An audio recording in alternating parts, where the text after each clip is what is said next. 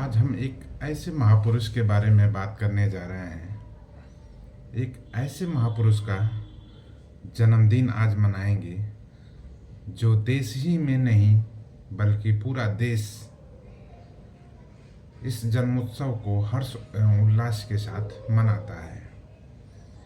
हमारे देश को संविधान देने वाले शिल्पकार, हमारे सामाजिक व्यवस्था को सुदृढ़ बनाने वाले रचनाकार और हम सबके मार्गदर्शक डॉक्टर भीमराव अंबेडकर का आज जन्मदिन है।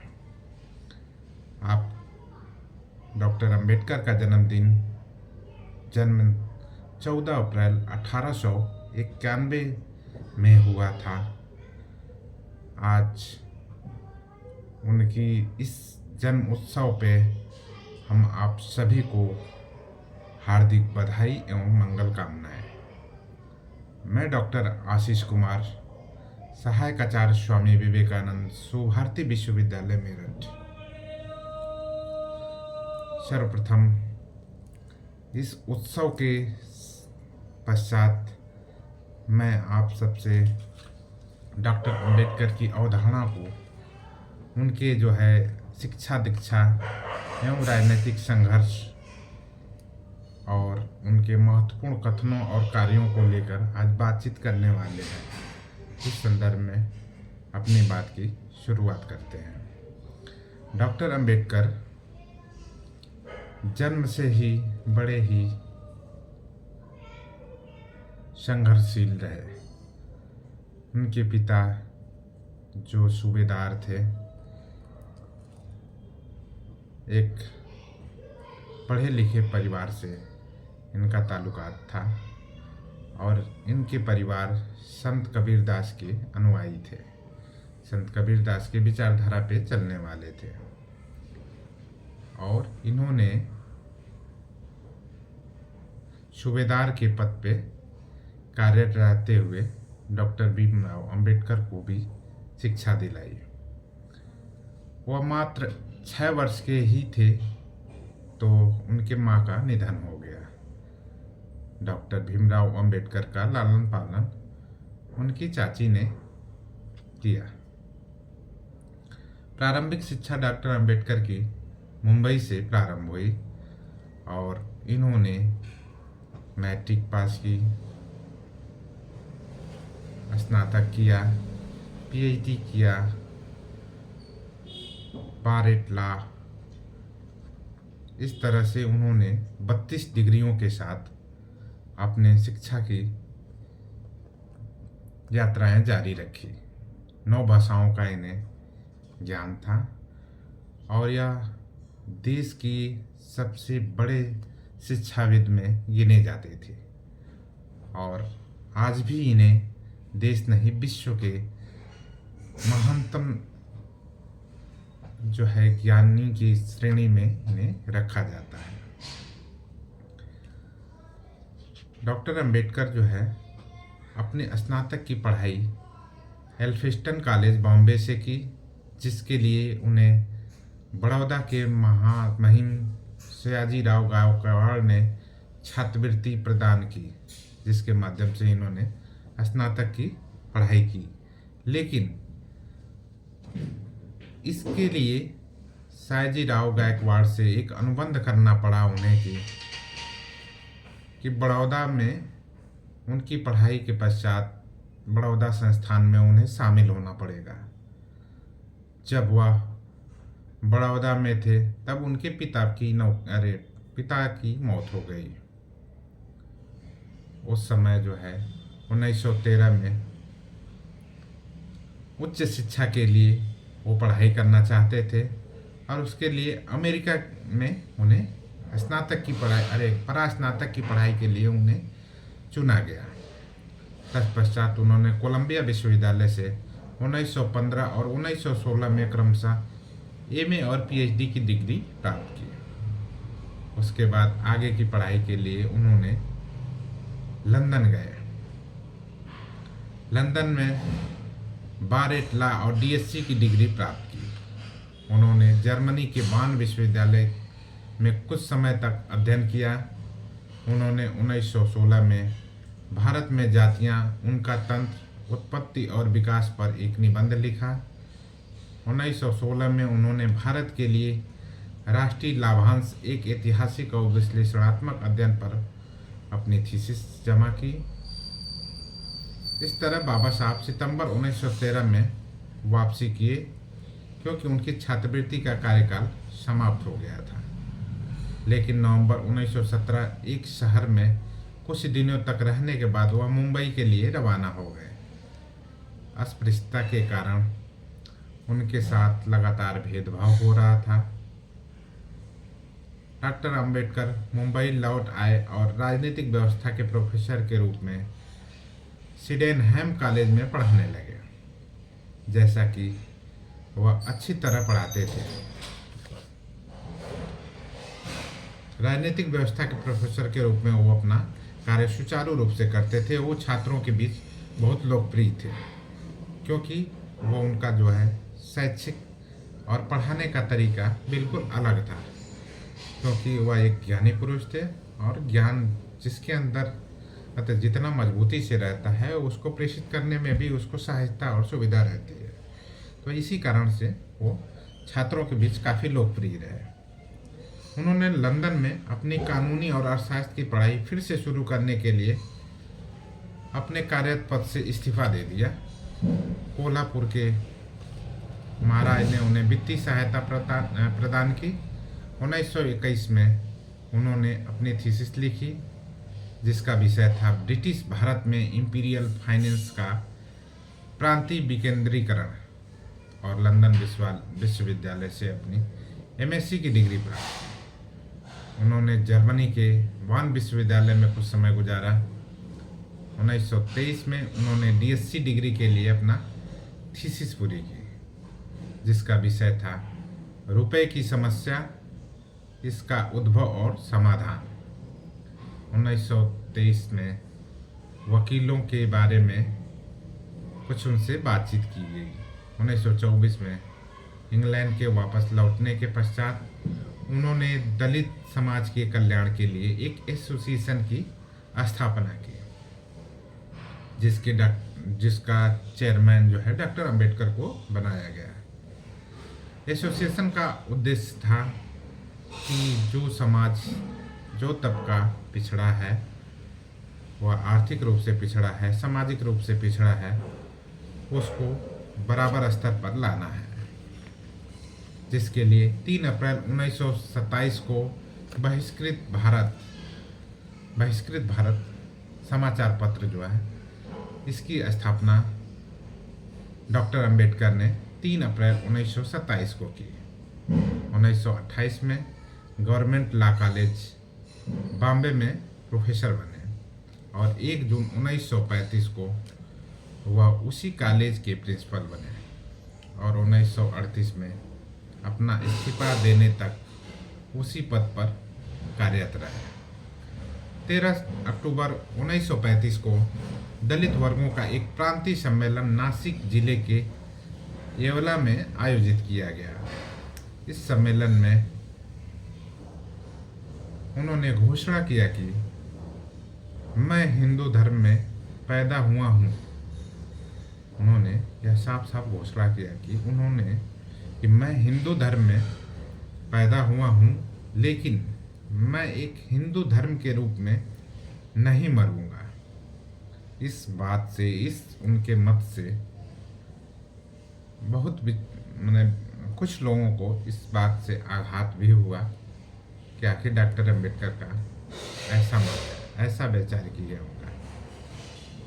बहुत सारे जो है अनुयायी जो उनके थे, उनके इस बात से काफ़ी प्रशंसनीय रहे और उन्होंने 1936 में बॉम्बे प्रेसिडेंसी महार सम्मेलन को संबोधित किया और हिंदू धर्म को त्याग दिया। 15 अगस्त 1936 को उन्होंने दलित वर्गों के हित के लिए स्वतंत्र लेबर पार्टी की स्थापना की, जिसमें ज़्यादातर श्रमिक वर्ग के लोग ही सम्मिलित थे। 1938 में कांग्रेस ने अछूतों के नाम में बदलाव करने वाले एक विधेयक प्रस्तुत किया। डॉक्टर अंबेडकर ने इसकी कठोर आलोचना की। उनका दृष्टिकोण था कि नाम बदलने से समस्या का समाधान नहीं हो जाता। तत्पश्चात 1942 में वह भारत के गवर्नर जनरल के कार्यकारी परिषद के एक श्रम सदस्य के रूप में उन्हें नियुक्त किया गया। 1946 में उन्हें बंगाल से संविधान सभा के लिए चुना गया। उसी समय उन्होंने अपनी पुस्तक शूद्र कौन थे पुस्तक को प्रकाशित किया। आज़ादी के बाद 1947 में उन्हें देश के प्रथम प्रधानमंत्री श्री जवाहरलाल नेहरू के पहले प्रधानमंत्री मंडल में न्याय मंत्री के रूप में अर्थात कानून मंत्री के रूप में डॉक्टर अंबेडकर को कार्यभार ग्रहण कराया गया। लेकिन 1951 में उन्होंने कई मुद्दों पर उनकी बहस होती रही, जिस कारण से उन्हें इस्तीफा देना पड़ गया। डॉक्टर अंबेडकर अपने मतों के अनुसार कहते हैं कि उनका जो विचार था कि जो कौम अपना इतिहास तक नहीं जानती वे कौम अपना इतिहास भी नहीं बचा सकती। अर्थात उनके कहने का तात्पर्य है कि जिसे अपना इतिहास ही नहीं पता है तो अपने सही गलत का तथ्य कैसे हो जान सकता है कि हमारा तथ्य क्या गलत है और क्या सही है। इसलिए अपने इतिहास का, अपने समाज के इतिहास का, अपना इतिहास का जानना और समझना बहुत ही जरूरी है।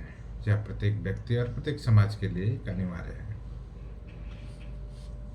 1952 में कोलंबिया विश्वविद्यालय ने भारत के संविधान का मसौदा तैयार करने के लिए उनके योगदान को देखते हुए LLD की डिग्री प्रदान की। कोलंबिया विश्वविद्यालय ने 1952 में उन्हें LLD की डिग्री प्रदान की।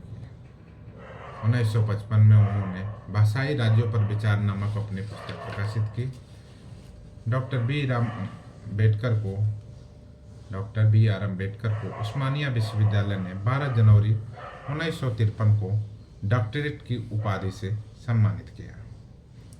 यदि हम डॉक्टर अंबेडकर को 1954 में बात करें तो नेपाल के काठमांडू में जागतिक बौद्ध धर्म परिषद एक सम्मेलन हुआ, जहाँ बौद्ध भिक्षुओं का एक सम्मेलन था। 1954 में जो हुआ था नेपाल के काठमांडू जगह में, वहाँ बाबा साहब को बोधिसत्व की उपाधि से सम्मानित किया गया।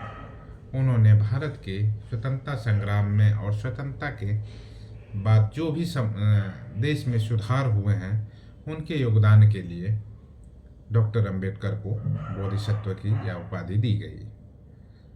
और बाबा साहब को भारतीय रिजर्व बैंक के गठन में भी महत्वपूर्ण योगदान है कि रिजर्व बैंक का जो हमारे देश में गठन हुआ, कैसे हुआ, कब हुआ, ये डॉक्टर अंबेडकर की वैचारिकी के आधार पे यह गठन हुआ। डॉक्टर अंबेडकर के बारे में अगर कहा जाए तो कुछ रोचक तथ्य यह है कि उनके जो महत्वपूर्ण उनके समय में जो कार्य हुए थे उनसे अवगत कराना चाह रहा हूँ आपको कि जो हमारे देश का जो तिरंगा झंडा है उसमें जो चक्र लगे हुए हैं जिसके अंतर्गत 24 तिल्लियाँ हैं, उसे डॉक्टर अंबेडकर का ही देन है कि उस प्रतीक का स्वरूप झंडे के रूप में हमारे बीच आया। डॉक्टर भीमराव अंबेडकर 9 भाषाओं के ज्ञानी थे। डॉक्टर अंबेडकर की बात करें तो उन्होंने मात्र 21 साल की उम्र में सभी धर्मों का अध्ययन किया। अध्ययन करने के पश्चात तब उन्हें लगा कि हमारे धर्म शास्त्र के अनुसार लोगों को और समाज के लिए क्या बेहतर कहता है धर्म, इसकी अवधारणा भी काफ़ी विस्तार से उन्होंने रखी है। और तब जाके उन्होंने हिंदू धर्म को त्याग कर बौद्ध धर्म को अपनाया था। डॉक्टर अंबेडकर के बारे में अगर बात करते हैं तो उन्होंने अर्थशास्त्र में PhD करने वाले पहले व्यक्ति थे जिन्होंने विदेश में जाके PhD किया अर्थशास्त्र में। भीमराव अंबेडकर के पास 32 डिग्रियां थी। डॉक्टर अंबेडकर भारत आज़ाद होने के पश्चात पहले कानून मंत्री बनाए गए थे। डॉक्टर अंबेडकर सच्चे अनुयायी होने के बावजूद 2 बार लोकसभा का चुनाव भी लड़े, लेकिन किसी कारणवश वो चुनाव में सफलता उन्हें नहीं मिली। बाबा साहब अंबेडकर के बारे में कहें तो उनका एक कथन है कि जीवन लंबा होने के बजाय महान होना चाहिए। अर्थात जीवन लंबा होने से कोई तात्पर्य नहीं निकलता। महान होने का मतलब यदि आप समाज के लिए, देश के उत्थान के लिए यदि आपका कोई महत्वपूर्ण कार्य कर रहे हैं तो उस कार्य के वजूद, उस कार्य के बदौलत आपको देश और समाज सदैव आपको याद करेगा। जैसा कि आज हम डॉक्टर अंबेडकर के जन्मोत्सव को धूमधाम से मना रहे हैं। देश में नहीं, पूरे विदेशों में भी डॉक्टर अंबेडकर के जन्म दिवस की ये गूंज है। एक पूरी हर्षोल्लास के साथ इस जन्मोत्सव को मनाया जा रहा है। डॉक्टर अंबेडकर के संदर्भ में जितनी भी बातें किया जाए सारे कम हैं, क्योंकि उनके लिए आधे 1 घंटे या कुछ समय में उनके वैचारिकी को सबके सामने प्रस्तुत कर देना ऐसा संभव नहीं है, क्योंकि डॉक्टर अंबेडकर एक विचार है, एक विद्वान है, एक साहित्यकार हैं, एक अर्थशास्त्री हैं, एक राजनीति शास्त्री हैं, कई जो है विषयों के विशेषज्ञ हैं, जिसे हम कुछ चंद समय में उनके बारे में हम कह देना कि उनके संपूर्ण बातों को, उनके संपूर्ण अवधारणा को हमने आपके समक्ष रखा है, तो ये कहीं ना कहीं नाइंसाफ़ी है। तो मैं इनकी डिग्री के बारे में तो अभी आपसे अवगत कराया। तो इस तरह से उन्होंने 32 डिग्रियां, 9 भाषाओं का ज्ञान होने के साथ साथ कई सारी विदेशों में, कैम्ब्रिज में, कोलंबिया में, लंदन में इत्यादि जो है विदेशों से कई डिग्रियां जो है उन्होंने हासिल की। वो भारत के नहीं, प्लस दुनिया के ही मात्र एक ऐसे व्यक्ति हैं जिन्होंने डॉक्टर ऑल साइंस में पहली डिग्री हासिल की थी। डॉक्टर अंबेडकर के बारे में यदि बात करते हैं तो 1920 के दशक में मुंबई में अपने भाषण में यह साफ साफ कहा है कि जहां मेरे व्यक्तिगत हित और देश हित में टकराव होगा वहां पर मैं देश हित को प्राथमिकता दूंगा, लेकिन जहां दलित जातियों के हित और देश हित में टकराव होगा वहां मैं दलित जातियों के समुदाय के साथ प्राथमिकता दूंगा।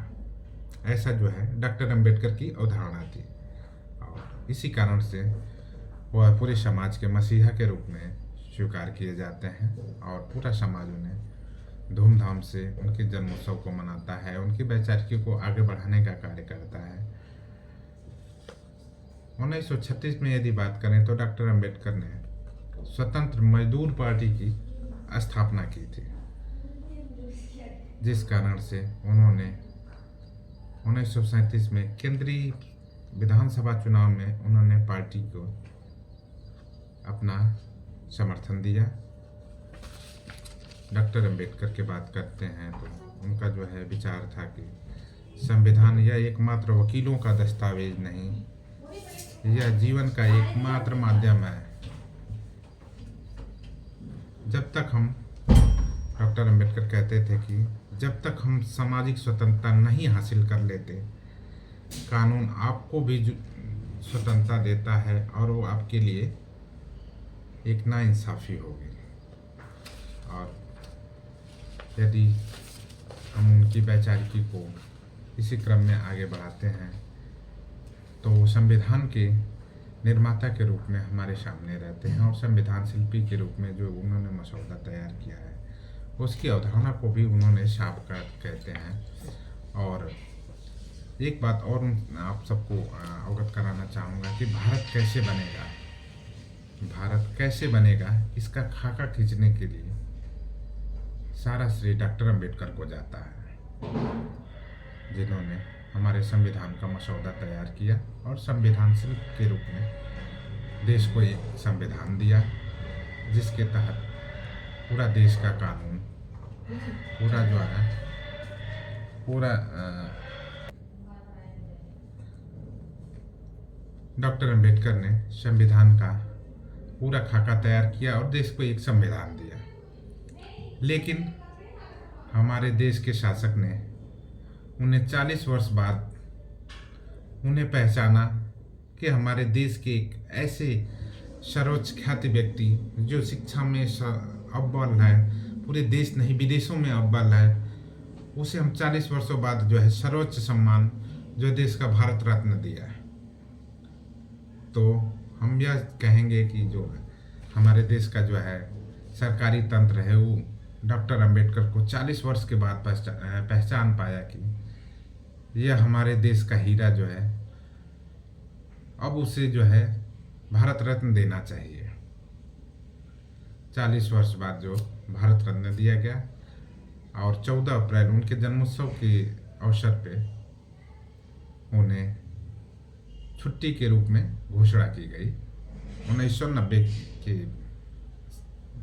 आसपास 1990 से डॉक्टर अंबेडकर के जन्मोत्सव में छुट्टी का सार्वजनिक अवकाश का जो है घोषणा की गई और इस देश को 40 वर्ष लग गया इस बात को कबूल करने में कि बाबा साहब अंबेडकर, डॉक्टर अंबेडकर भारत रत्न के असली हकदार हैं।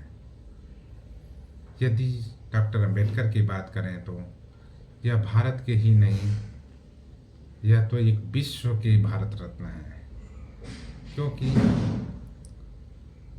यह 40 वर्ष बाद देना भारत रत्न डॉक्टर अंबेडकर को कहीं ना कहीं भारत रत्न की कद्र को वे बढ़ाया है कि ये डॉक्टर अंबेडकर को दिया गया न था।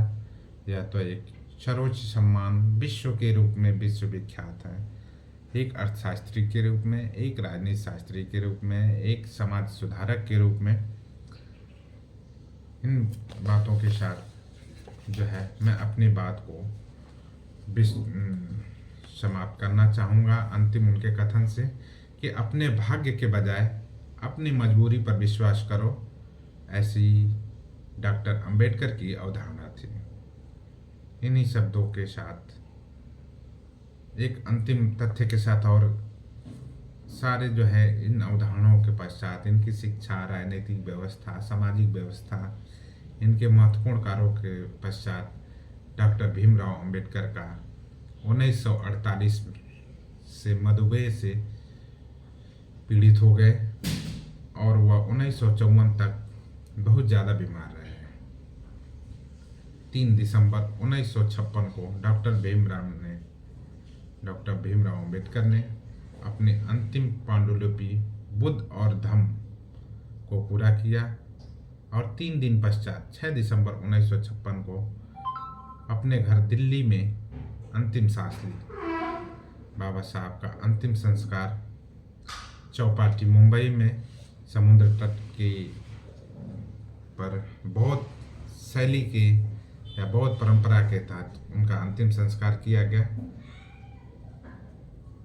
इस कारण मैं अपनी बात को अब विराम देता हूँ। आप सभी को पुनः डॉक्टर अंबेडकर जयंती की हार्दिक शुभकामनाएं एवं बधाई।